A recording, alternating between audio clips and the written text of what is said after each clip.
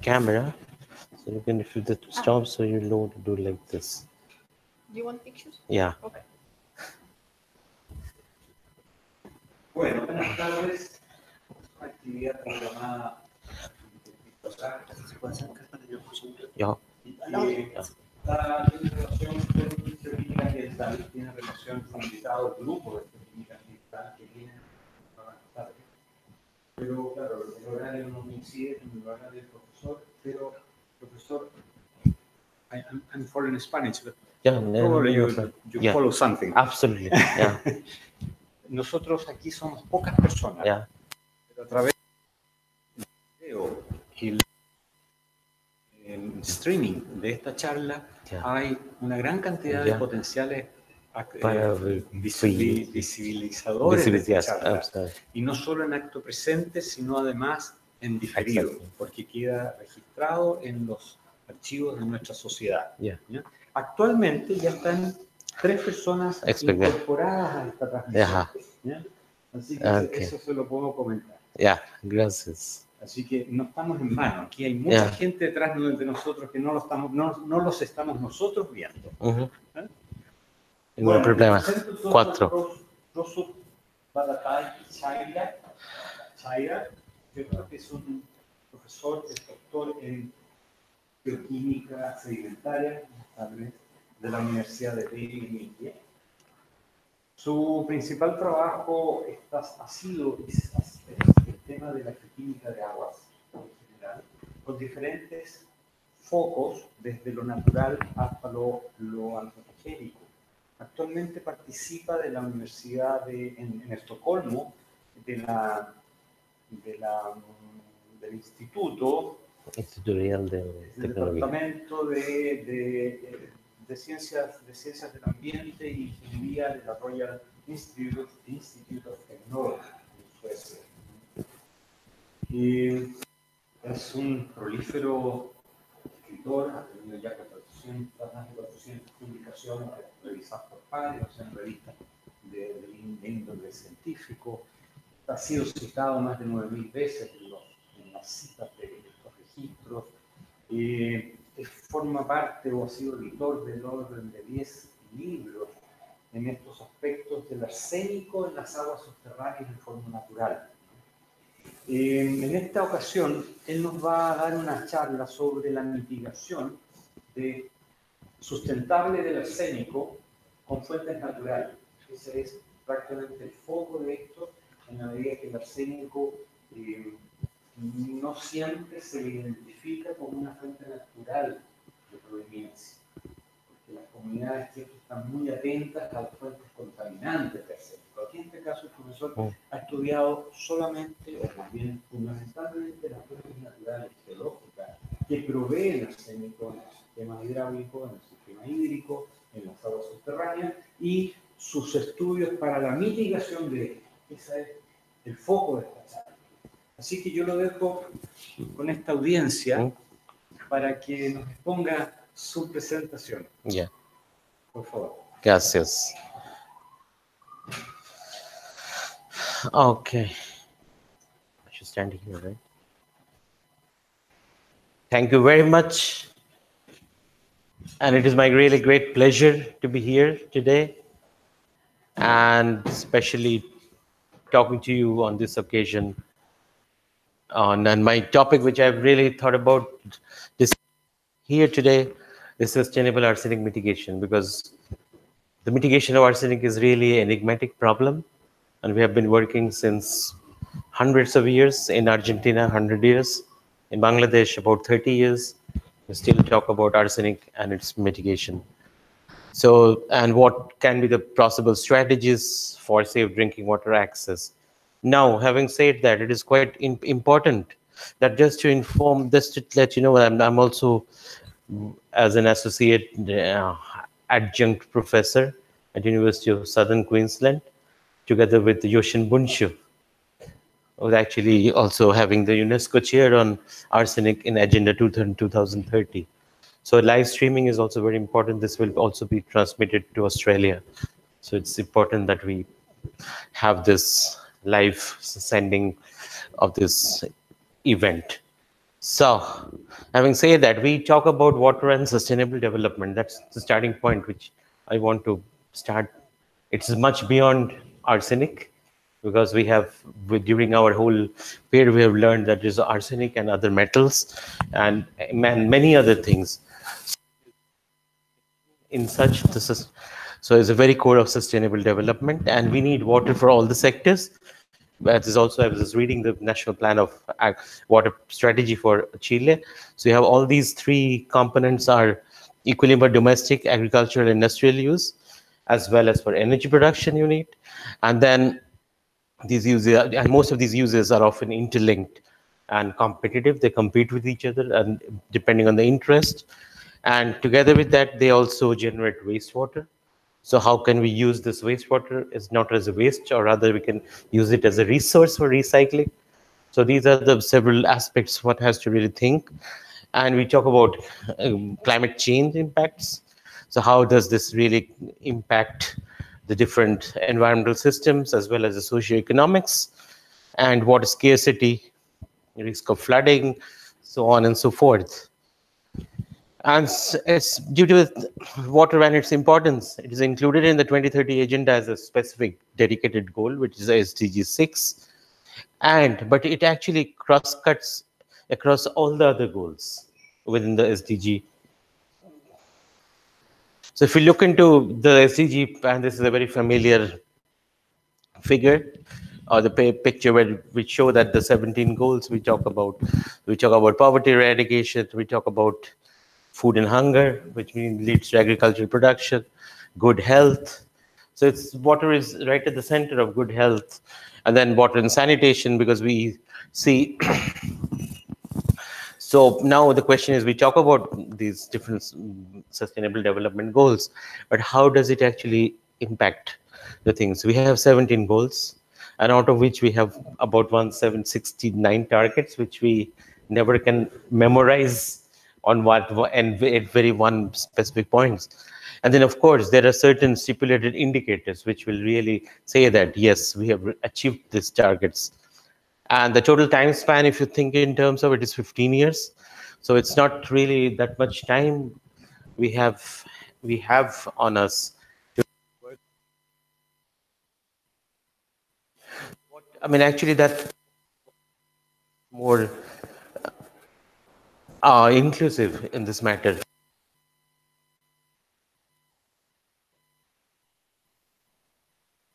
But we talk about is a whole suite of elements. We talk about any sector, mining sector, you talk about agriculture sector, you have pesticides and so on, and residues and fertilizers use. So these are all inclusive in a way. So that actually broadens the sphere of us as hydrogeologists. If you say geologist, it really makes it more challenging, that the knowledge which you gain from one element, how we can apply that knowledge in terms of understanding a system perspective on different elements. So, and then also together with that, we can also have different energy requirements. Like if you have wastewater, how can you use you can get energy out of the bio wastes, for example. So these are some of the critical links to other sectors in this. So what we talk about the food, I was just participating in several groups. One was urban water, and another was food. So one thing which really intrigues me is how much groundwater we use for agricultural production. And secondly, if you think about what is the quality of that water, because from Bangladesh experience, we see that arsenic gets accumulated in rice, which came right from 2002 onwards, and now it's 16 years of this period. There is no practicable solution to this potential problem, which is still being. So we have not switched over to other aquifers because of several hydrogeological issues, availability of water, and channelizing different water. But then, what are the alternatives? So there's the water demand mostly is mainly continue in the coming decades. For example, because the freshwater supply is already limited. I was trying to learn about the freshwater resources in Chile and try to see, when you go from north to south, how does it vary, and the demands. And all this, I mean, that is what actually the final sentence, the cross-border research and our experiences from different countries, how we can really make out a best practice, and so that how can we utilize our knowledge which we have gained from other regions and try to apply to another country, so that we have our lateral learning exercise together. So, I mean, basically, when you talk about SDG, we talk about an expanded version of Millennium Development Goals, which was previously active, and the only difference there was in MDG we are focusing more on developing countries, and here it is more widened, so it includes both developing as well as the developed nations in general. And secondly, we also have a increased focus on overall management perspective. It's almost similar to what in previous years we used to call integrated water resource management, IWRM. So there's a new way of translating the learnings from integrated water resource management into the SDG perspective, in terms of identifying more stringent indicators, goals, and what are the different what are the specific indicators, how we achieve those goals. And that these are some of the typical examples we talk about. Just picked up some of the pictures which we had. This rice production inundated. I learned that in central part of Chile you have rice production, especially during the summer period, where we have. So this is the overall. So we talk about achieve universal and when we talk about SDGs, thus we talk about achieve universal and equitable access to safe and affordable drinking water. Now the question is, what is safe water? So how does the government, who are the service providers have a notion about the water safety? So we have WHO has already a number of directive knowledge base which has been developed during the past, since 2003 or 2004 when the whole work started. And so these are actually grouped into different targets, 6.1 and 6.2, and sanitation and hygiene, which we don't talk in that specific manner, we hydrogeology specifically, but there is ample scope of how we really link the sanitation practices, link it with hydrogeology, try to see whether we have this interlinks of safe water safety in general, and also the specific needs of women and girls in the vulnerable situation. And then thirdly, the 6.3, how to improve the water quality by reducing pollution. When we talk about Antofagasta or the mining areas, the mining effluents, how do we those mining effluents so that they can the whole overall water, you can reduce the magnitude of metal inflow out operation. Reutilize so that we can get back the metals which are coming as a waste.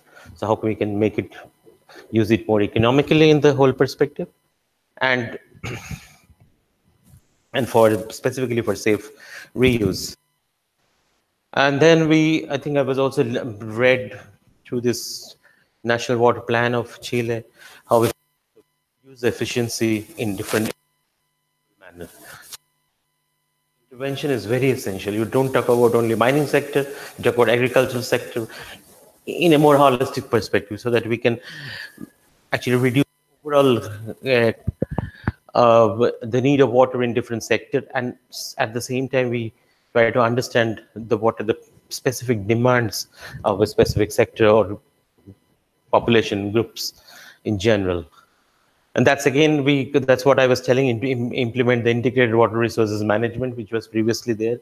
So this has come back and also in our Sweden-Chile cooperation program, there has been already existing links which are working on restored water related ecosystem, mountain, forests, wetlands.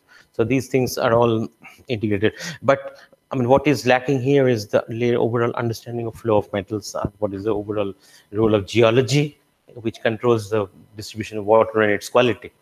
Because water quality is strongly linked with the geology of the water catchments. So that's where we need to focus our next generation knowledge, which we need to work out in this perspective. And this is generally, this is again what IW International Water Association, which we are actually talking about today, We talk about water use scarcity on one front. I mean, this is, you can see it, you visualize even in Chilean perspective, you can see. And then and the water resource 6.1 is drinking water, of course. Then 6.2 is sanitation and hygiene, which we really don't touch in our, I mean, I am not specifically trained on these sanitation aspects, but they need to be understood in a more detailed manner.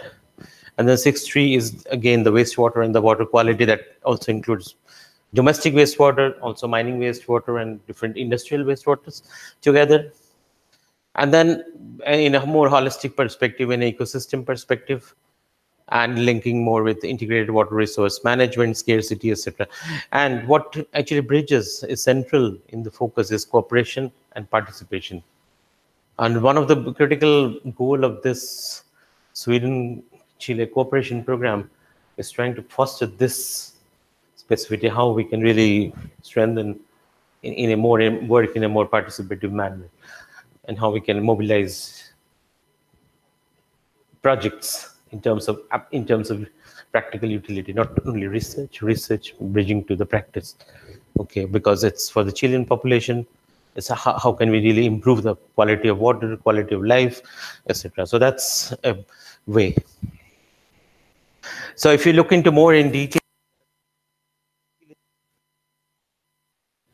interesting points what we talk about, by 2030 we need to expand this international cooperation, specifically capacity building for in support not only developing countries in particular, and also but in all the specific target countries, water and sanitation, and what we talk about water harvesting techniques, like for example in Atacama Desert, can we really make artificial infiltration of the aquifers, basin pond infiltration, or likewise how we can do in a more how we can improve the technology for basin infiltration and other, so that we can augment the water supplies from the aquifer desalination, which is and again my next point. And then overall water efficiency, so that how we can minimize water losses in different systems, wastewater treatment, and I already told about recycling. And among which I was really specifically more interested and keen to establish contact, is support and strengthen the participation of local communities and stakeholders. And this includes governments, this includes NGOs, and also this different other stakeholders, water utilities, and so on and so forth. So this is what actually is needed right now. It's not only research which can deliver the sustainable development goals, but it's more active-based cooperation. So what, I mean, all this being covered, these are actually what we are actually planning to work together on. We are talking about drinking water quality, with general water quality in ecosystem, and more. These are the two focus of our work in Chile specifically. And while we can also, while doing that, we can also address partly water scarcity, how we can really bring in water from the water surplus water regions, how we can transport this water to areas where there is less water, like Atacama, can really be, because in Sweden we are practicing trying to get water. There are plans to bring water from the areas where there is surplus of water to areas which is deficient. So these are some of the typical areas. And most important, how do we really implement? Means of implementation. So in means of implementation, we need cooperation and capacity building, as I already told. And secondly, is the local participation. So, I mean, once we are in this business, so to say, so we have the indicators and monitoring. So the national, I mean, what we talk about is one of the tool is joint monitoring program, which has been done by WHO. And this GMP incorporates almost all the countries in the globally, bringing into one database, which gives the current status of the water quality and different indicators. So that's one. And the second one is also the United Nations Global Analysis and Assessment of Sanitation and Drinking Water, that is GLAS. So these are the two different parallel indicators for monitoring the progress during the last, I mean, since 2015 to 2018. So that actually these two studies really assess the baseline now after the end of MDG and start of SDG, where we lie and how we really, what is the current status and how do we move forward. So this is some sort of, but this is a platform where we need continuous what do you call, uh, this database has to be monitored all the time and it has to be enhanced in different lines. So in order to implement these, I mean, this we need to, there's several needs actually. We talk about finance, we talk about technology, like for example, financial estimates, I mean, public finance to the governmental things, governmental sources, or even World Bank, for example, they can contribute to some extent for strategic programs. That's again depending on the how the countries really present the specific problems and how, in what way we had to address that. Like, and then this also leads to heritage, because the Atacama Desert, for example, is sort of a heritage area, you know. So there should, in order to establish a real time monitoring of water quality, we need to really understand the whole system in a more system perspective, not beyond the classical hydrogeology or mining related or water chemistry related. So this has to be much more complicated in a way. So then we of course need smart tools, which needs a real time water monitoring. It's not that the water companies delivering water. So you take one sample today, and then you shift the water source, and then you take another sample after 1 month or 2 months. So then there is a gap in the water quality monitoring system. So that has to be more continuous, so that that can really lead to good decision making and try to adapt to new technologies for countering those effects. And of course, capacity building is what I told about investment to support the use, adaptation, and transfer of different new technologies. Public awareness is one of the important practice, and of course, the dissemination of the best practices in general. And the most important thing where we are mostly lacking in India, also you can talk about Chile or any other country, Argentina, the data and the monitoring and accountability framework, this is actually missing. We don't get intersectoral data access. So that's where we talk about big data on a global basis. How much data we know about from what is stemming out from the different organizations here in Chile or in Argentina or or even in India, and how complete are the data? So we can have a data, but so that a third party can really go in and understand the database in a more effective manner. That is what is more needed in this, so that we can have fit for purpose monitoring systems. So if we can really introduce that, and that's what we can actually serve multiple actors in the field. In the World Water Congress recently, we were just listening to a presentation of the big data in water sector in China, for example. So they are trying to fix people, who can actually understand the databases, try to interpret those things, so that you need a trained person to interpret those information. Now, it's very common that if you get information from the water quality base, it is so different from one country to other. So unless you have a specific knowledge base, you cannot interpret that. So that application is a key. Of course, there's global alliances, national global partnership for sustainable development. One of the example is this SDSN, Sustainable Development Solutions Network. SDS operating in different parts of the world. So that's a good platform. And linked with that, we also have SDSN academies, which actually perspective. There's some active groups which are actually on that. So this was briefly about SDG.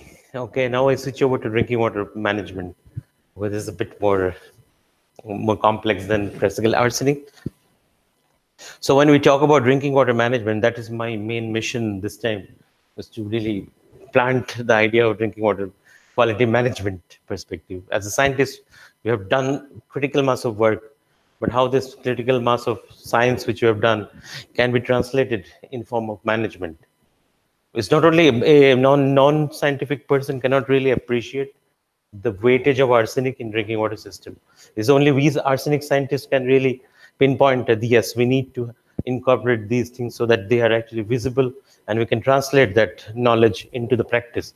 So what we really see, I'll just broadly tell, we have the water sources, quality, and then we need the treatment systems and the efficiency and distribution and storage system, so that we can generate a comprehensive risk-based risk assessment and risk management approach for all the consumers in different parts in the world globally.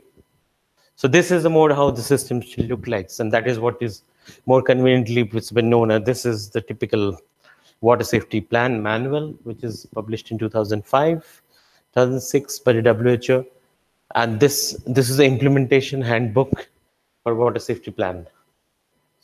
So you have to really go through this.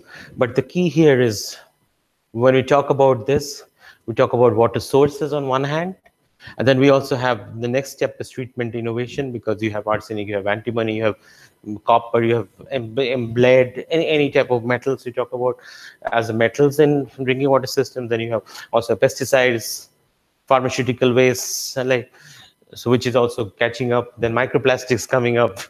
So there are a wide number of suits. So I mean, you name it, and you have all these things in the groundwater system, which we never know when we started working with arsenic, for example. So these are all recent phenomena. So then we need to understand the treatment innovation. What is the current level of interventions, and to what level they're actually satisfying our basic water quality needs? Okay, so there we need, of course, innovations. And then once you treat the water, when you refeed it to the distribution system, there we need in addition another critical problem, because we have the age-old pipelines. So once you push in the clean water into the distribution network, then it gets recontaminated, depending on so how we can really address the distribution network. And finally, when we get in the consumer system, there it's even more problem, because we have water use efficiency and how we really use our water, clean water sources, because each and every cubic meter of water which is produced in drinking water treatment plants, they're very expensive. I mean, for example, here in Chile, it's about 260 to 270 Chilean peso per cubic meter water, approximately. So that's the aguas andinas. I was just reading to the tariffs. So that's almost in that range. So, and that's how we can use this water for gardening or other purposes. So these things. So what are the key issues assessing water quality? That's as hydrogeologists, hydrogeochemists, we are more into this business, looking into the water quality from the source water. So the source switching, I mean, surface water versus groundwater or spring water, depending on the sources. And then we have, and also reserve or standby sources. So how it's assessing water quality and availability, accessibility, quantity and ecological safety, and risk management. So these are some of the critical issues what we really see. And then the second critical aspect is how do we really meet the health-based targets for different elements.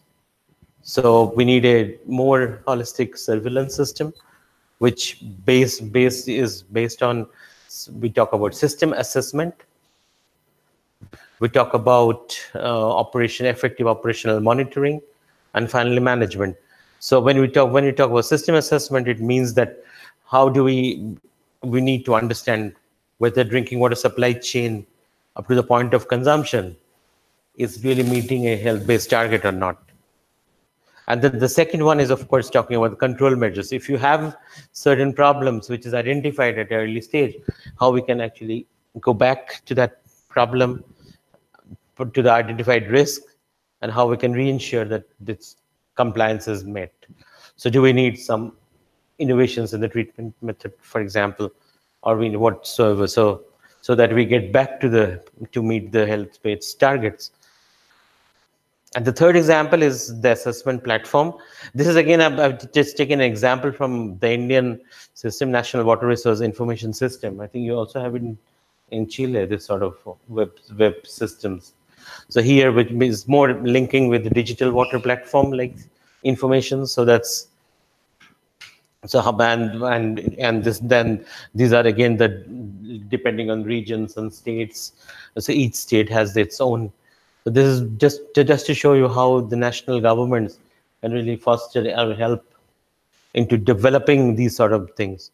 And then mobile apps, for example, mobile rural water supply applications, so that you in a rural village you have the water point, you just switch on your GPS, transmit it, and then at least then you can really pinpoint how many water sources you have in a community. So this is, and this is another map of Tanzania in Africa, which is very well defined. These are the all dense. This each dot is one water point mapping. This is the part of the National Water Point Mapping Program. But here, the problem here is that we have water points, but we don't have the information on water quality. And so that bridge has to be made. So that's what we are now trying to do through our research capacity building program. We're trying to identify some of the critical sectors or areas where the groundwater problem and try to address this. And because arsenic is one major problem in the Lake Victoria Basin, where we have gold mining activities in the higher mountainous reaches, and then we also have the volcanic eruptions and lake. So there we have high fluoride in drinking water, but all other drinking water contaminants are not yet known. So there is a huge amount of work which needs to be done on this continent. I think I've seen this paper for a long time. This is medical geology in the framework of sustainable development goals. Here we are talking about all the different metals in arsenic, fluoride, uranium, manganese, radon, etc., etc. So this is. So here, I mean, what we talk about geogenic contaminants. Now I'm slowly coming towards arsenic. So what we talk about here, we talk about arsenic, fluoride, and manganese as an example. So this is again, I mean, partly getting back into the chain of sustainable development goals, human health and well-being, being the overall outer shell, which is most important, SDG2. And then we have the water resources for different sectorial use, water resources for livestock, fisheries, agriculture, atmosphere, and then the geogenic and the mobilization pathways, and different repositories in sediment soils, hydrosphere, atmosphere, like dust, etc. So this really gives a very holistic way of weighing different components in terms of assessment of a natural system in general. But when we get back to the water safety planning, what we really see that we are, I mean, at least for this this was actually made from Bangladesh perspective then. So we know, because the WHO has a very stringent health-based targets are well defined, because we know that long-term epidemiological investigations have led to what are the health-based targets. Then we have this different tools for assessing the systems. Now it's quite well known, but what we lack in today's date, and that's what also demanding from the SDG as a tool, is monitoring. So we still do not have this monitoring tool, and how we can really work on this. So this is a very critical point to ensure the implementation of SDGs in a more holistic manner. And the next problem is, of course, management and communication. How do we communicate between different agencies? Ministry of Water Resources versus Ministry of Health, for example, Ministry of Agriculture, likewise.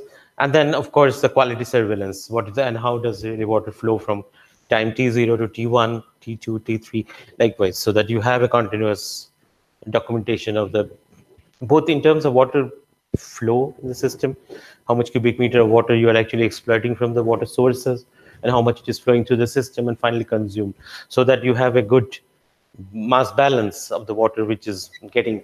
So you can also incorporate the wastewater recycling, because even here in Chile, like we in Sweden, we pay for the water, not only for the water use, but we also pay for the water which is getting back to the wastewater as a cumulative measure. So we pay for both the consumption as water tariffs in the system. So these are some of the opportunities that are summarizing the whole understanding. So it's basically we need to develop an understanding of a system that meets the capability to supply water that meets health-based targets. And the secondly is also identification of the potential source of contamination and how can we establish the control measures, control at the source. And then the validation of the method is also important. So that's and how it can be deployed to control different hazards. So next point is, of course, implementation of the system of monitoring that will, of course, lead to understanding a system in a long-term perspective so that we can deploy current corrective actions for implementing the safe.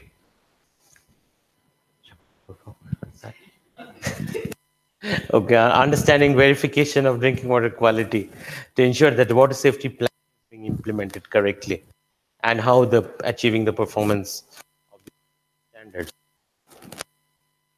Now, coming back to more specifically on arsenic in general, I mean, this is a figure which I think we made it for a project application way back in 2003, 2004. And still, I mean, this was prepared from Bangladesh and in perspectives, arsenic in the food, arsenic in drinking water, arsenic in food, what is the flow of arsenic in different components. So what we have, source of drinking water and irrigation water with elevated arsenic concentration. So we have two basic options. So we need to enhance the awareness level among the population. And on the other hand, once you raise the awareness, then you have to go for corrective actions. Well, it's pretty simple if people are not aware, so then there is no responsibility. But once you plan that, yes, your water source is contaminated, switch over. Then you have to assign which is the correct source. So that's again gives back the responsibility to the water supply providers. And then when you talk about this, we talk about drinking water. We talk about arsenic in soil and different crops because of irrigation water source. And once you have that, and then we talk about exposure to different food in food chain and the higher ups and exposure assessment and management. And of course, the overall assessment of the disease, identification of the disease burden. So, I mean, this is again a very overall map of arsenic contamination in a global perspective, but actually the points are even more. I've really missed the point in Brazil here, which is one of the critical mass. Lorena is desperate. So we have in the entire range, if you see the west coast of Americas, so this is one of the most mobile markets of the global. And the entire belt has a focused problem on arsenic in water sources. So that demonstrates a critical link of geology with arsenic sources. Right now, we are actually writing another paper together with colleagues from IIT Kharagpur in India on the role of geology in this, and therefore the arsenic special issue in Latin America. And then another interesting point when you see the arsenic concentration in this alpine Himalayan chain. So all the things, this is alpine Himalayan chain, Germany, Hungary, and when there has been arsenic in Switzerland in different formations. So that's again another link with tectonically linked arsenic concentration. But accumulation goes into more sedimentary basins where arsenic is coming from the source rocks and getting concentrated in the sediments. And that's where we see the problem areas, which we see here, Bangladesh, and the total exposed population numbers are shown over here. I'm not going to read through all those things, but this is actually the current state of problem in the region. So Mansoor Amini in 2008, he made that predictive map of arsenic in the different region. What we see there, what you find is that this was more or less linear correlation of measured arsenic concentration and what is predicted in groundwater, depending on the geological scenario or the location of different basins. So this is one possible way of actually starting up the global arsenic mitigation operations in general, so that you can operationalize the system where we can find, okay, you are located in a region which has potential problem of arsenic. So we must first go in for surveillance, look for arsenic, at least to have a routine water quality check first. And then if you have high arsenic, then you take corrective measures and so on and so forth. So this is actually a typical thing. So now the next step, coming closer to Bangladesh now, and arsenic in the alluvial plain of Ganges mainland. So this is a digital elevation model, and you see how the Himalayan mountains, Himalayan chain, right from across. This is the Indus Basin in Pakistan, and this is the Gangetic plain, and the entire belt you see is all affected by arsenic overall, to differential levels, and the understanding or the information. So mostly in these aquifers, what we see here, the arsenic is mobilized in under reducing conditions, which means that we have more sediments in the shallow aquifers specifically, which have higher concentration of arsenic. And then most of these sediments, they have higher content of organic matter, which actually act as redox drivers. But now there has been several new studies coming up talking about redox drivers in different hydrogen, but most of them, what they lack, long-term monitoring network. You work on an area today, you report it after a year as a publication, and then the case is forgotten. They don't have an updating of the same thing. But it is very important to understand hydrogeology is a part of a flowing, it's a dynamic medium.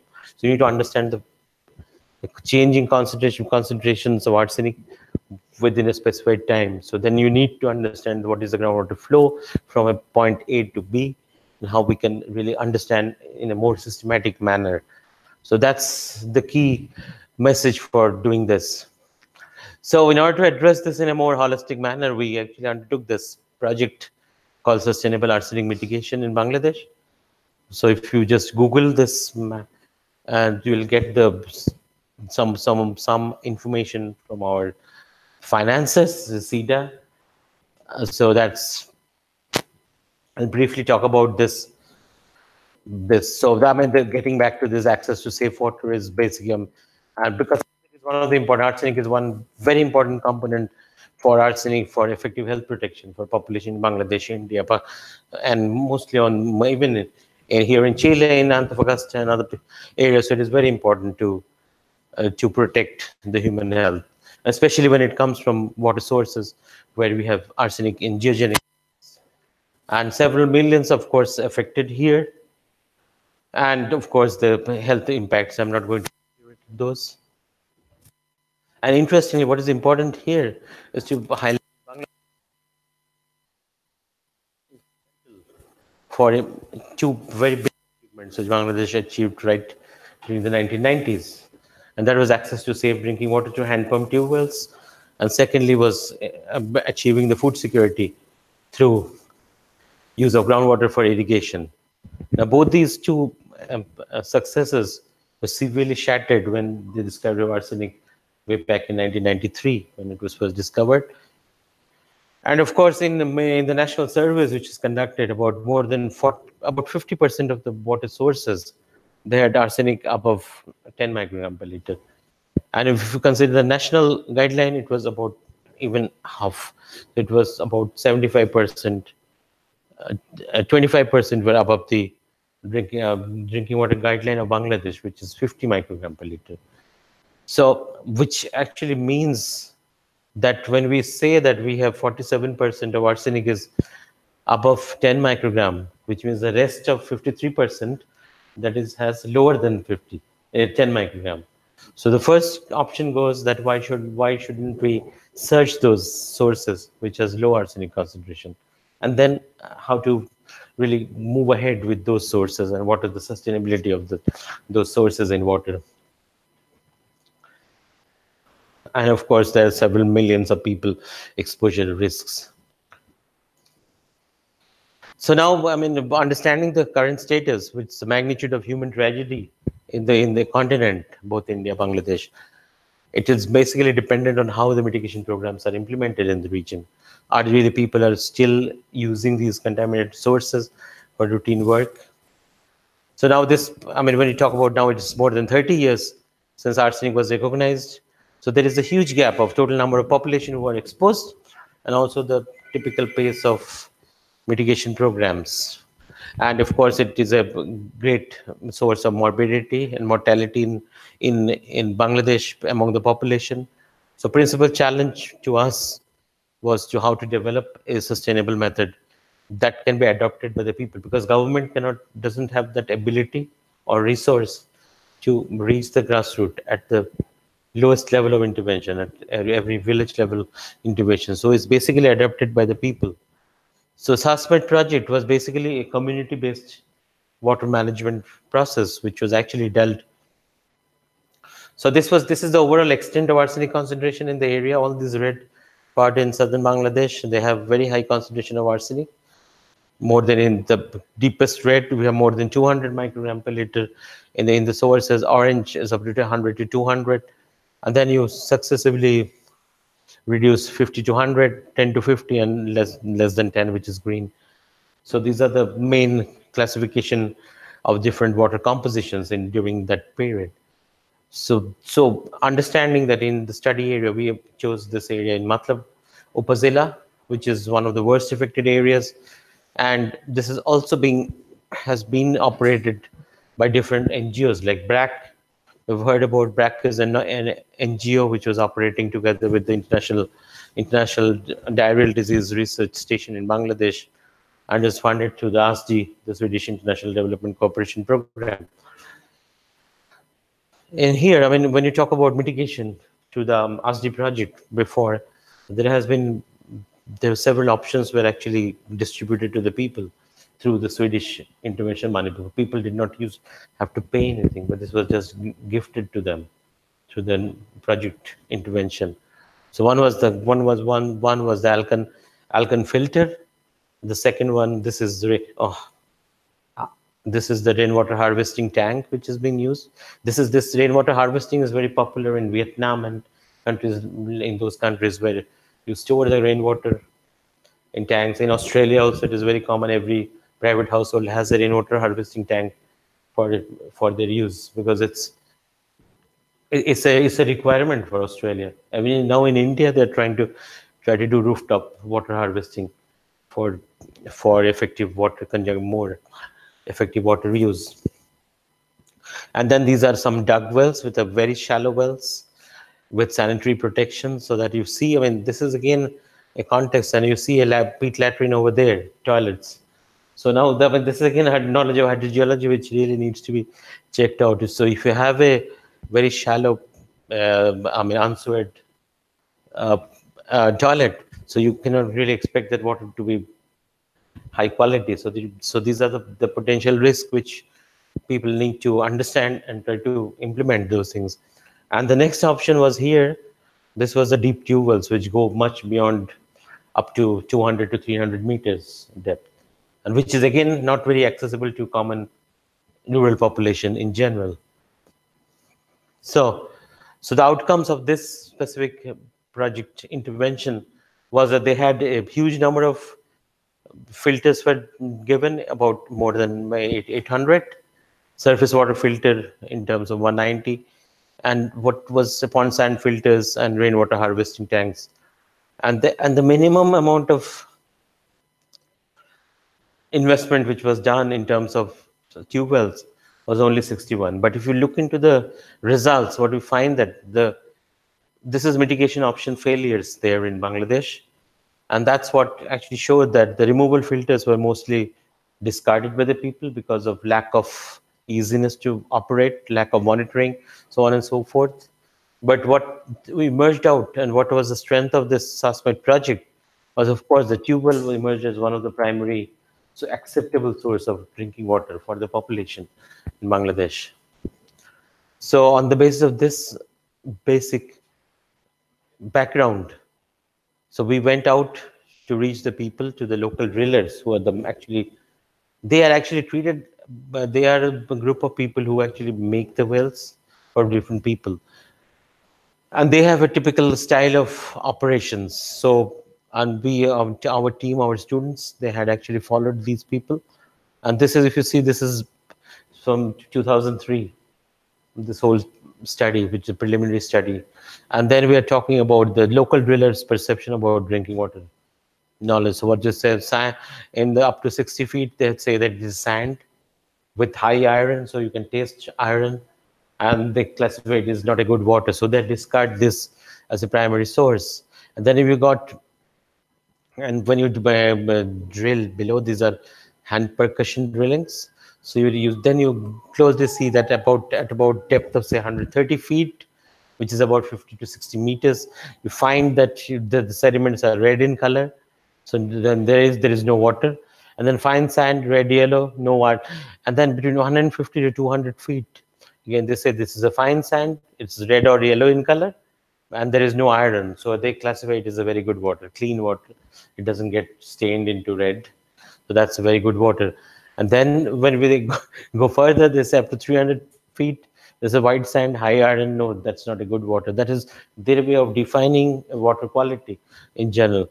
So what actually, now when you see this in retrospect, you see there is a good opportunity for training these people for correct aquifer identification and also implementation and making of new tube wells. Okay, so this was one of the important points. And then a second point, what we see here is that at 60 to 80 feet, which is again not that deep, but they have good quality water, which is available for abstraction at a very relatively very shallow. So here I can just show, this is one of the typical means of shallow tube well installation. Hand percussion drillings. This is not mechanized. This is just by using hand. And so they're just drilling with pipes. And then what we actually followed, the students, Lisa and Linda. So they were working with the local drillers and tried to get these sediments at every 5 feet. So now we see the black sediments coming up right from here to up to this region. So then after that you see a clay which is coming up right there. So here these clays. So this is a redox interface between the shallow reduced aquifers and the underlying not too reduced, but they are more oxidized aquifers, which has iron right in oxidized form, giving the color of the sediments. And these are the sediments which actually give what the local drillers identify as good water, no iron. So the water which is coming out is without any reduced iron.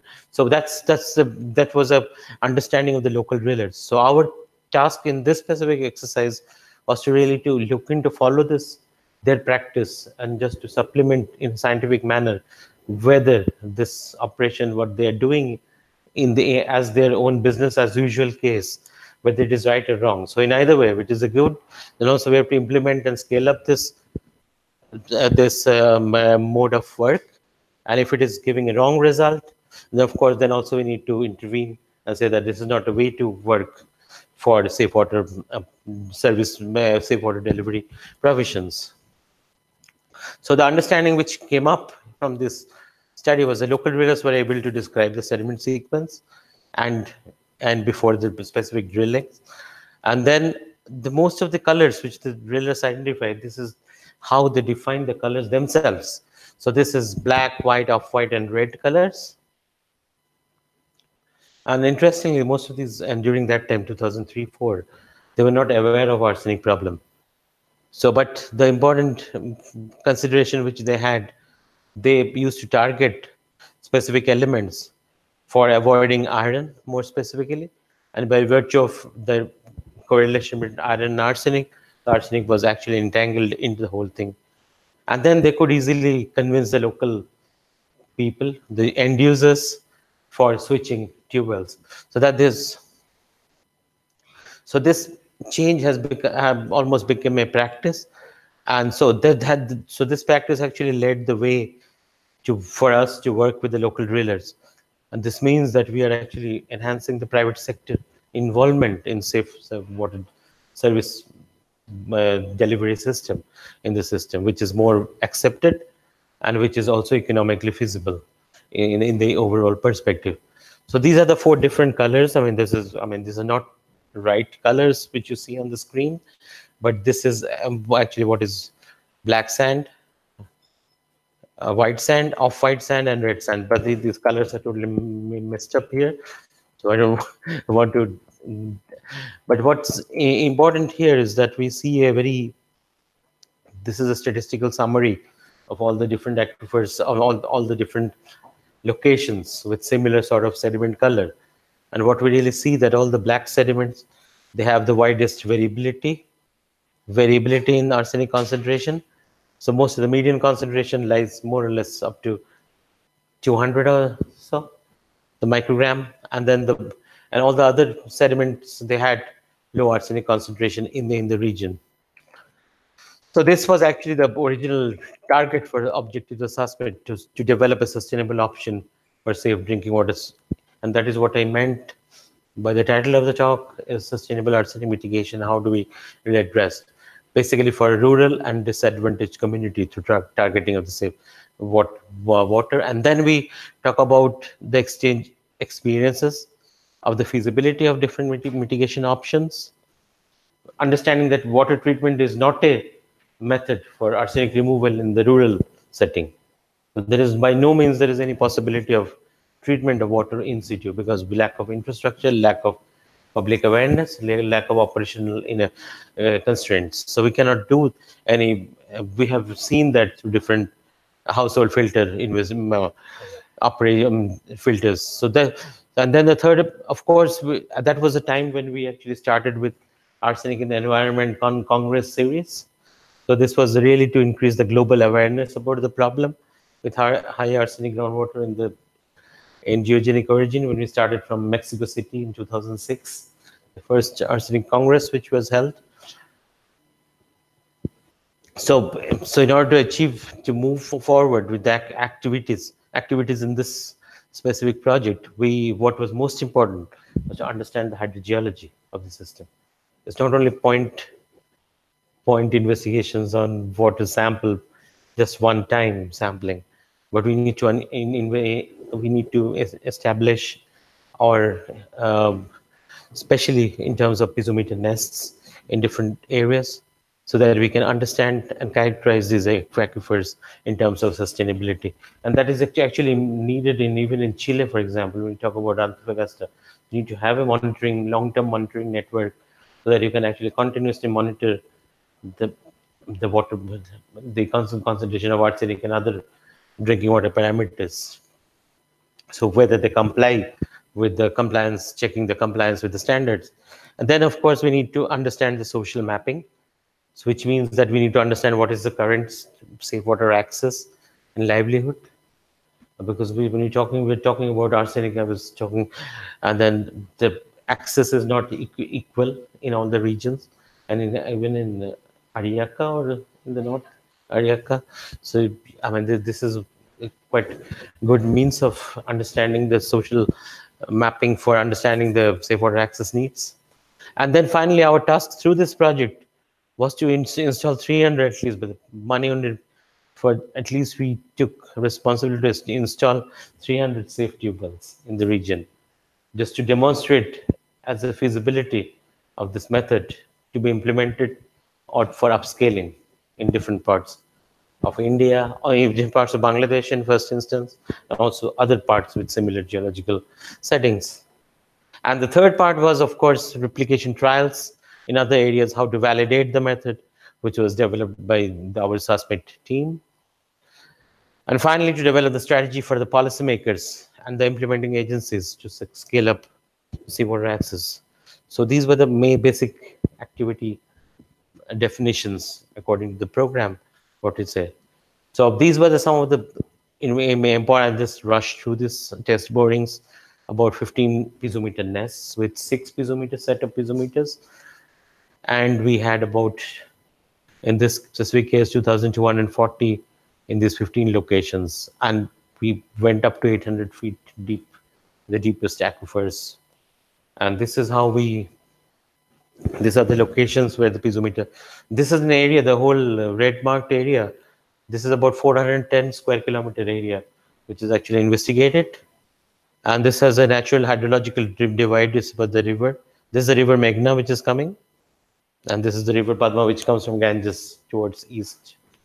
So, and this is right, the Matlab is located right at the confluence of the whole thing. So we have the sediment bed load from both the sides, from the north as well as from the east and the Indian Peninsula in general as well. So we have this. So we have each of these sediment. These are the piezometer nests with 6 piezometer sets of wells in each location point. So we have huge 78 piezometers, which were monitored simultaneously throughout the 4 years of the project implementation. And this is the how they were actually. This is the river general baseline flow. So interestingly, what is most important here is that we need to understand the baseline, because so that's actually the whole entire team who actually look into hydrogeochemistry in general. They don't look into the overall, what is the relation of the water, I mean river water, precipitation, and specific recharge to individual aquifers, because the recharge is very important for defining the water composition, and this also changes the overall water quality. And this is how the geology looks like here. We have the different wells, and this is in different, this is P1, P2, P3, P4, P5, and this is the latest edition, P6, which is intermediate. Let me see if I have, no, I don't have. And so while doing this piezometer nets, we also could actually delineate the entire aquifer geometry and translate into a lateral, into a sediment fence diagram to identify different aquifers and try to plot the different sediment red sand aquifers to see the distribution, so on and so forth. So these were the more. So next step, what is most important is how do you really visualize? Because local drillers know these 4 color shades, as I told you before. So they know what is red, black, what is white, what is off-white, and what is yellow. So now our task was to really to validate in a more scientific manner, which means that we need to assign a specific skill. And Munsell color chart is one of the most established form of identifying soil color, which was previously used for soil sciences, which we use the Munsell soil color chart to look into these, what are the sediment colors and how to really distinguish, assign them more specifically Munsell color shade and Munsell color code, as well as the Munsell color name, nomenclature of the color. So we have brown, brownish yellow, and likewise. So this was the first step of classifying the 2,240 sediment sample individually into these different rankings of color groupings. So from 2,240, so according to this color coordination and then color scheming, we could actually make a more specific scheme based on different hues. This is an example of one single chart of Munsell color, which is shown here. So this were like, there were so many colors. This is 5Y, 2.5Y, 5Y, YR, so on and so forth. But each of these sediment colors can be classified into 4 quadrants. Okay, so the one which is here, this is generally black, which is perceived in a more darker shade. So this is actually for local drillers or for any practical purpose, we can actually classify in more generic manner as black. This is white, and this is more off-white. This is just an example of one shade, but it's replicable in all the color. And this is what is the red color. So these are 4 quadrants in the whole. And the second thing was, of course, we did some groundwater modeling, which means that all the groundwater levels in each piezometers were always monitored, measured on a weekly basis, monthly basis, and then try to do the monitoring operations. And so that we can actually assess the risk of cross-contamination between different aquifers in terms of arsenic content and other water quality parameters to be used as a portable. And then it was again done through ModFlow and other groundwater modeling softwares were used to understand. Specifically, focus was laid on understanding the role of the irrigation wells, because they pump huge amount of volume of water to understand this thing. And then, of course, we did this routine monitoring of groundwater this modeling of different groundwater systems here, linked with the hydrograph situations here. So what we really see that there are groundwater levels, depleted groundwater levels. What one can say that I have a bigger pictures here. So what I come up here, so with the greater depletion we see during the summer months, but when we have the normal recharge, so water actually normally gets recharged pretty fast within 0.5, which May to May to October, we see it reaches up to the high capacity. So there is no continuous decline in the groundwater levels in general in these systems. But it of course varies from one location to the other. But by and large, the whole thing was almost. So based on modeling, we could establish three systems. One was the regional groundwater flow, and then was the local groundwater flow zone. And the third one was also the distal one, which comes from more detailed, more distant sources. Okay, so hydrogeological suitability then was more investigated in terms of arsenic safety. And the second problem which we encountered there in the red sand aquifers was we need to understand, because the red sand aquifers give very high manganese. Now, manganese has a cognitive, one of the, so we cannot actually leave using a SIDA intervention. We cannot let the people get exposed to manganese instead of arsenic. So that we continued the operation to understand, went deep into the intermediate deep aquifers. So what this study looked into, that where when we see the relative risk of arsenic, we have high risk in the black sediment, but we have negligible risk of arsenic in the red sediment. But when we look into manganese, the situation is somewhat more stringent. We find higher risk of manganese, which comes in the red sediments, because they are in the 3 milligram per liter. That was the highest concentration which we actually seen in some targeted area. So that was the turning point of the intervention, where we went to further. So we make a provisional sediment color tool during the operation, understanding the red color, light, moderate, deep, and different shades. So this was a very primitive first prototype of this model. So what I mentioned of the intermediate deep tube wells in the second phase, so what we find that we had low concentration of arsenic and manganese in the different intermediate depth wells, which means we went beyond 100 meters up to 120 meters. So that's where we find these different tube wells. And this was for the first time in Bangladesh when we establish the intermediate deep aquifers as a potential source of drinking water in Bangladesh in general. And then, so implementation in general therefore comprised both intermediate deep tube wells as well as the sediment color hypothesis. And then I'll just further. So in terms of drinking water safety, we could target both arsenic safe as well as manganese safe water in these regions. So okay, so this broadly talks about more on the how specificities, how we could actually exploited these different piezometer nest to expand our intervention areas while we're talking about implementing 300 wells. So basing our baseline study of the piezometer nest and monitoring the operations, the drinking water installations were made in a more clustered manner along these targeted areas based on social and other factors. So I'm not going to detail of this social mapping. I'll just skip these ones. So it's getting, so this is again a for an access map. So here we also did the total mapping of the total tube wells.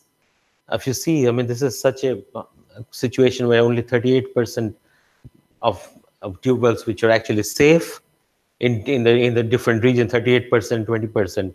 So overall 24% was actually safe. So 75% almost were out of context. I'll just skip on these ones, mapping. So again, this was again socially based criteria for site selection for the installation, looking into how the different populations are open to different mapping. So we did some social mapping based on GIS based on Google Earth mapping to show to locate the right positions for clustering. And then livelihood survey was next, social, because understanding the social interface was very critical for any arsenic mitigation operation globally. It should be one of the critical mass. So that's where we need to understand where we have the need for arsenic mapping. And then when we talk about social mapping, we talk about baseline condition, designing of implementation, visualize the overall plan through GIS mapping, etc., etc.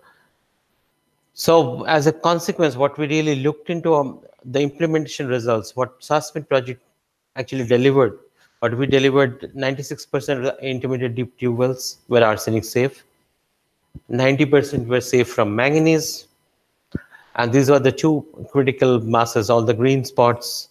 We found that these are critically good optimized results for drinking water optimized supply. So what we started off with, this is a comparison of pre-SASMIT and post-SASMIT scenario, where in all these red areas we had up to 5% safe water access.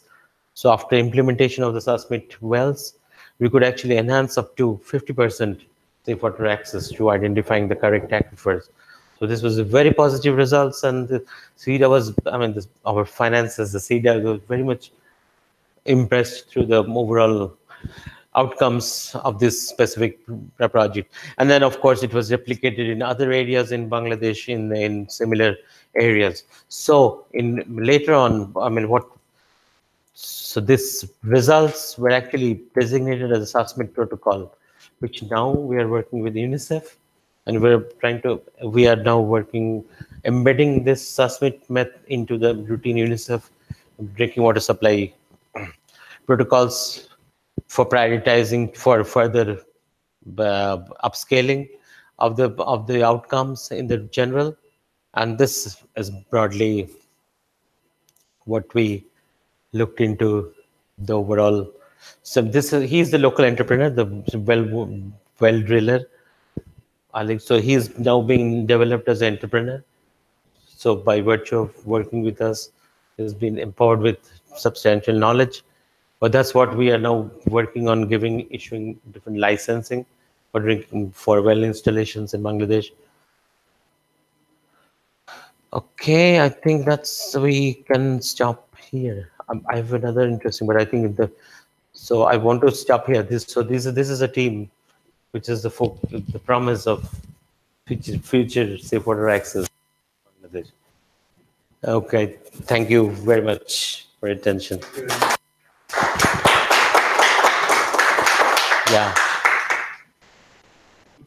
Yeah. ¿Alguna pregunta?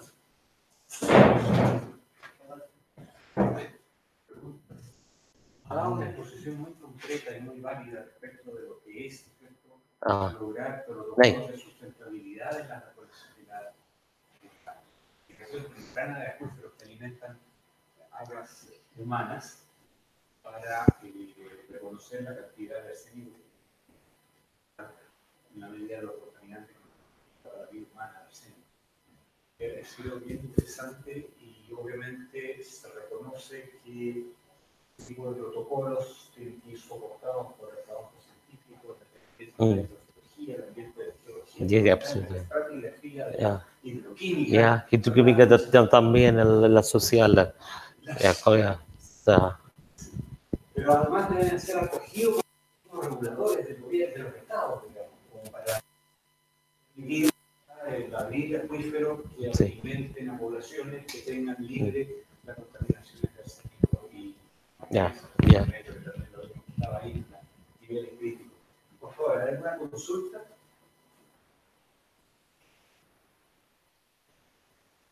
Buddhist questions?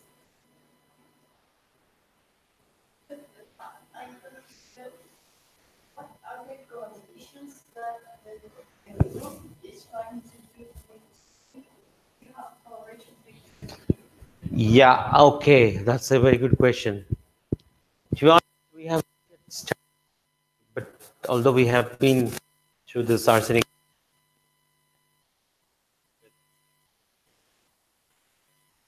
one of the primary point of contact for me specifically. If we talk about my contact with Latin America and our former projects in Argentina with Volcano, Arsenic in Santiago del Estero, Arsenic in La Pampa. We had been working. So that was a team with Marta Litter and other people, and the team in Alejo and Inga. So we are working both.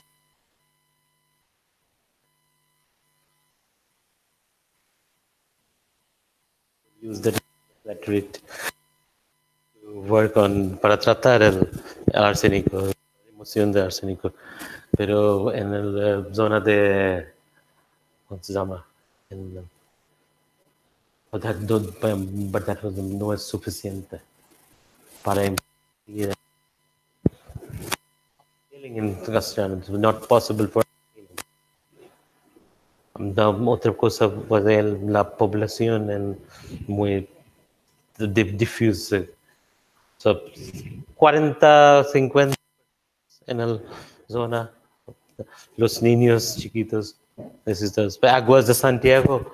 Tengo preferir usar el agua del acuífero de 90 metros, 100 metros, muchísimo, pero muy buena calidad. Sin un poco manganeso más o menos, sin arsénico. O sea, muy buena calidad, pero no es, but they don't reach the rural population. But in the city, yes, it is fine. Santiago del Estero groundwater is perfect for the city water supply, but not in. But Sin embargo, en el aspecto del arsénico para contenido en agua, para la alimentación, existen evidencias en Chile desde la época de la cultura chinchorro. Existe un reconocimiento de las the chinchorro's culture in the north of Chile. Yes, they have this, yeah. Yeah. And they found the people who died because of the arsenic contamination. As a baby was sampled in the bone, I don't know. Something here, and there arsenic is also that living north in Chile about 7,000 years ago. Chinchorro. And that's like a natural arsenic company. Yeah. And the chinchorro's culture is 10,000 years ago. But they didn't die of the arsenic, or mummified. They started the mummification system because of the arsenic. That's the hypothesis. Yeah, well, that's what Karin Rubery is working on, this genetic changes, ACE3MT genes and their effect of this, how does this gene, what we call genetic modification for arsenic tolerance among the population. I've just downloaded recently a paper on AS3MT gene, how arsenic actually changes that expression of the gene to modify to creating an you call it auto tolerance, the population. As the indigenous population specifically, yes.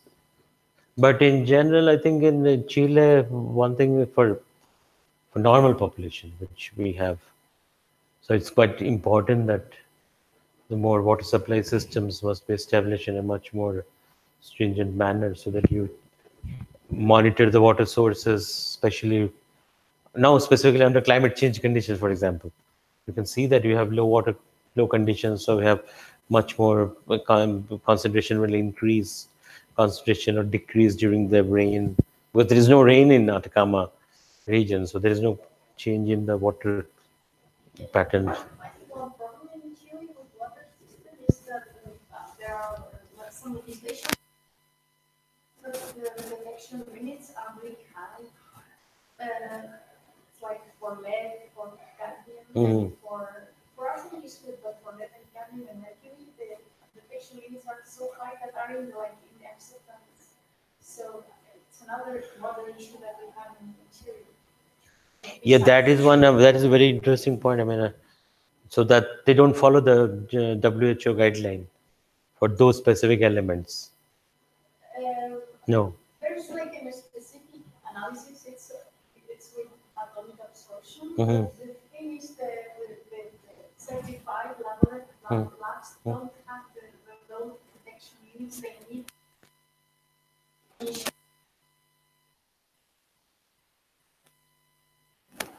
But arsenic is cool.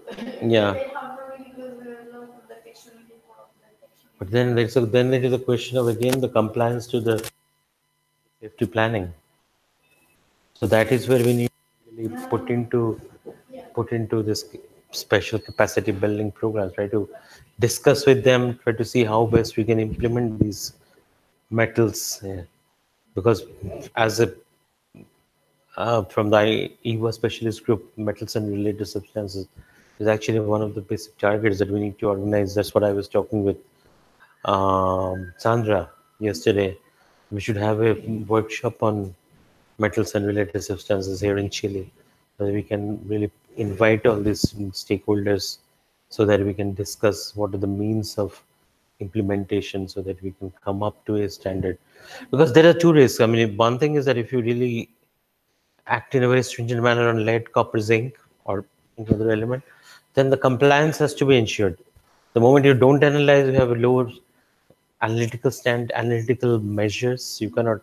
But that is it is such a lead is very critical for cognitive health.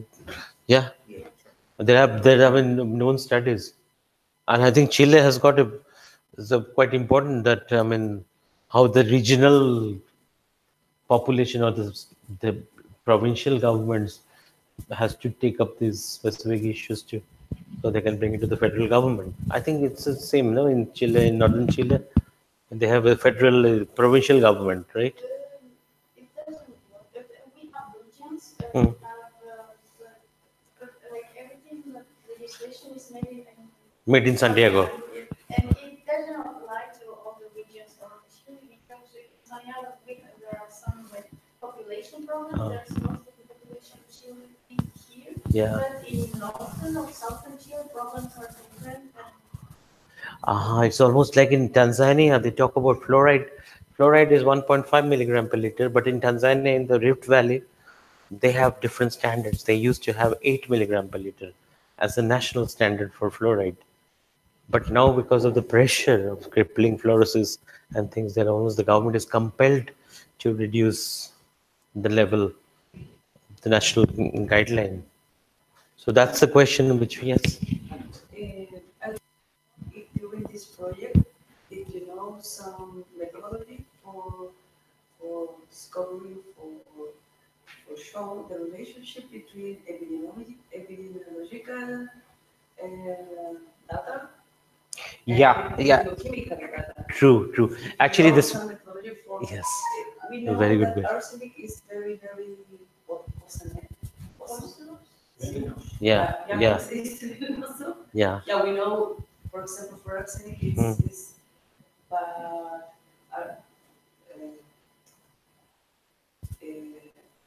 probably for arsenic, it's not evident. It's not necessary to show this relationship between distribution Mhm. and Epidemiological. epidemiological data. Do you know some methodology for trying to relate? Actually, that's why I mean this area in Matlab. It was the earlier phase of work, which was called ASMAT. So ASMAT was arsenic in Matlab. So that project had a very strong epidemiologic base. So it was done through Karolinska. Mariwater was involved in that study, and the ICDDRB. They were actually routinely monitoring different case control groups, specifically the targeted population. They were looking into the drink water arsenic concentration, levels, so that they could really trace the metabolite in a way. Yeah, but now then after this this ASMAT project ended, and they also tried to look into when they were implementing these five um, alternate mitigation options. They try to follow up those things, but that was a I mean then The question was that how do we really see after post-SASMIT intervention, there has been no follow-up on epidemiological front, how the things have changed. So we don't know as on right now how the things are going. But in other areas, for example, in West Bengal, we've been looking into an area. So I mean, even if you cut off, because the question is if you have high concentration of arsenic, say 200 microgram per liter through water, so and arsenic exposure through food, rice, vegetables, and other food. So this high signals of water actually masks all the other small intakes. So if you have this water arsenic, you reduce the arsenic signature, then you can see if there is still arsenic coming from the food, and that is basically done through this urinary arsenic level measurements, for example, and the DMA, TMA. So in a long-term basis, so that you can see that what is the long-term metabolic interaction, demethylation processes, methylation processes going on, and what are the sources. That's how this, that is mucho complicado. Actually, yes. You talk about the research, Yes. and there is some study about dissolve some concentration of the arsenic in the leading to Yeah, yeah. No, that was what is recharge when you have arsenic. No, it was not. It was total water level changes. Effective recharge after the rainfall precipitation period. So all the aquifers, they get recharged and get back to the normal status. So there was no as arsenic. That is one case which we still have to analyze. SASMIT has huge amount of data. We need to work more on our data right now to specifically establish this relations. What is the concentration difference between the time when you have recharge versus changes in concentration of arsenic? We still have to analyze. It's a huge data, and the project has ended, so we don't have manpower to do it. We need to ask our new students to work on these things. But that is a very interesting problem. We have just started with working on this specific aspect of how do we translate the recharge with changing concentration of arsenic. But I mean, that's people used to normally say that arsenic concentrations is increasing with time, which is not the case because you have recharge. That is why we are talking about that how the hydrogeology is important to understand the arsenic problematic. It is not a static number; it's a variable, and it changes with time, with season, and also with climate. I mean, climate. You don't see any climate change impact on this Matlab area. It's perfectly balanced. Thank you for your presentation. This case of, I suppose this is mostly a delta region from big rivers. Yes. Like Yeah. Ganges and something. Yeah. And all these red arrows coming from Himalaya also. Maybe this is a natural and also industrial sometimes. Arsenic, you mean? Enrichment, yes, Enrichment. by sulfides and treatment. Yeah, mostly it is coming so from a mixture, and this not a solidified bedrock. This is no aquifer sedimentary. Yes. more sulfide, black sands. So the arsenic is concentrated with other metals, I suppose. Yes. And also you make some differentiation in the pH. No, Yeah. it's lower and Yeah. sense Yeah. normal. Yeah. So, can you give me some events or traces? Is, yeah. Again, that's a very good question. No, investigation, yeah, sure, but no. No, actually, but the question, see, in the sedimentation in Bengal Delta, it's a long process of overall. If you see, look in terms of our from the source student. For the, as I mentioned in the first, the link of arsenic with geology. We have the Himalayan mountain chain, which is having a collisional tectonics, which is actually subducting plates, like just here in Andean. We have this subduction process, and then we have this oceanic plate. So you have this mineralization in many parts of Himalaya, which have been contributing out through this sediment to different river systems and concentrating through the entire river valley, because we have entire, it's shown one of the diagram, one of the figures within India specifically, the Ganges river plain. Its entire plain is contaminated. Okay, contaminated means that contaminated. When you talk about contamination, we talk about one average concentration of arsenic in continental crust is 1 milligram, 1 to 2 milligram per kilo, right? Which means 1,000 to 2,000 microgram per kilo.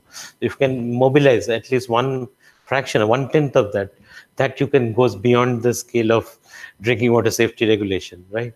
So, so only consideration is what is the condition, because you have a meandering river, you have more organic matter in the sediments, and how they interact with the arsenic, because it's not very high concentration. You don't need tens of thousands of milligram per kilo to mobilize, but then it will be a catastrophe. So it's only 1 or 2 milligram per kilo in general. Not like even in volcanic ashes in Argentina, we've measured up to 3 to 5 or 6 or 7 milligram per kilo in volcanic ashes. But if you can mobilize that thing through bleaching processes here in Bengal Delta, you have a lot of organic drivers. This organic matter, they're the drivers for this mobilization. So that's, and specifically the river morphology. Rick Jonseller from TU Delft, he has published recently a paper in Science of Total Environment. You must read that one. And then try to link arsenic occurrence with river meanders here in Chile. Because I was talking with him, and he was working in, he was the examiner for pieces. And he was trying to identify all the river meanders and linking up with arsenic concentration in groundwater. So it's a principal way of mobilizing what you're talking about. You don't need that, but it's only need the local drivers for mobilization. Then once you mobilize that, then it moves very fast. Then it can actually do different other parts.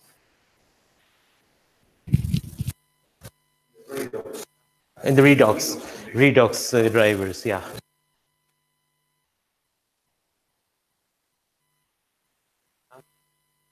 Yeah. Muchas gracias. Yeah. Su posición, el despertado frente a alguna serie de temas específicos para aumentar una población de agua fresca, agua pura y sin arsénico, que es lo que usted hace mucho hincapié aquí, la naturaleza. Y ese es para alimentar a las plantas y las futuras. ¿Ya? Nosotros quisiéramos invitar a Refresh en este momento, pero antes de eso quisiéramos hacer la entrega por parte de la Sociedad Geológica de Chile. Muchísimas gracias. Muchísimas gracias de esto para absolutamente.